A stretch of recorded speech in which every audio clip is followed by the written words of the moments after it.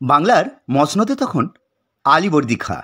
তখন বাংলায় শাসন করছে নবাবরা, আর কৃষ্ণনগরের রাজা হলেন মহারাজ কৃষ্ণচন্দ্র রায়। ঠিক সেই সময় হলো কি, মহারাজ কৃষ্ণচন্দ্র রায়ের বেশ কিছুদিনকার খাজনা বাকি পড়ে গেল। মুর্শিদাবাদ থেকে ফরমান আসলো যে শীঘ্র তোমার খাজনা পরিশোধ করো, নচেত জেল যাত্রার জন্য তুমি প্রস্তুত হও। সেই দিনকার খাজনার পরিমাণটা নেহাত কম ছিল না। সেদিনের খাজনার পরিমাণ ছিল প্রায় 12 লক্ষ টাকা। তা মহারাজ কৃষ্ণচন্দ্র পারলেন না সেই খাজনা শোধ করতে। যে সময়কার কথা বলছি সে সময়টা ছিল ঠিক দুর্গাপুজোর আগে আগে।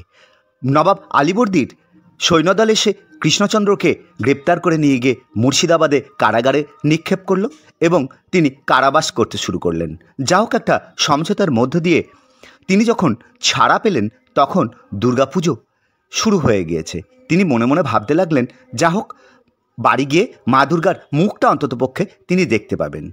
সেই সময় গঙ্গাবক্ষে আহারাদি এবং স্নান করার জন্য ধুবুলিয়া থানার অন্তর্গত, নদিয়া জেলার ধুবুলিয়া থানার অন্তর্গত রুকুনপুর গ্রামে তিনি মাঝিকে বললেন, মাঝি, নৌকা নোঙর করো, এইখানেই স্নান এবং আহারাদির কাজ সম্পন্ন করব। ঠিক বৈকাল নাগাদ তিনি পার্শ্ববর্তী গ্রামে শুনতে পেলেন বিজয়া দশমীর ঢাকের আওয়াজ।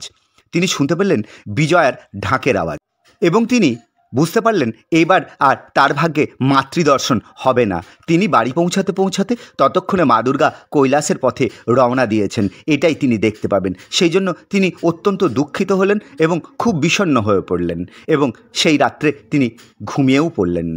ঘুমিয়ে পড়ে তিনি স্বপ্ন দেখলেন একটা ছোট্ট কিশোরী মেয়ে তাকে স্বপ্নে দেখা দিচ্ছে। তিনি জিজ্ঞাসা করলেন, কে মা তুমি?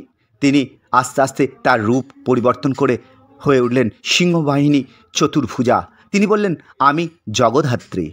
তুমি আমার যে রূপ দেখছো এই রূপেই আগামী শুক্লা নবমীতে আমার পুজো করো, তাহলেই তুমি দুর্গাপুজোর ফল পাবে। তুমি দুঃখ করো না, আমি তোমাকে আমার এই রূপে পুজো করতে আদেশ করছি, তুমি আমার এই রূপেই পুজো করো।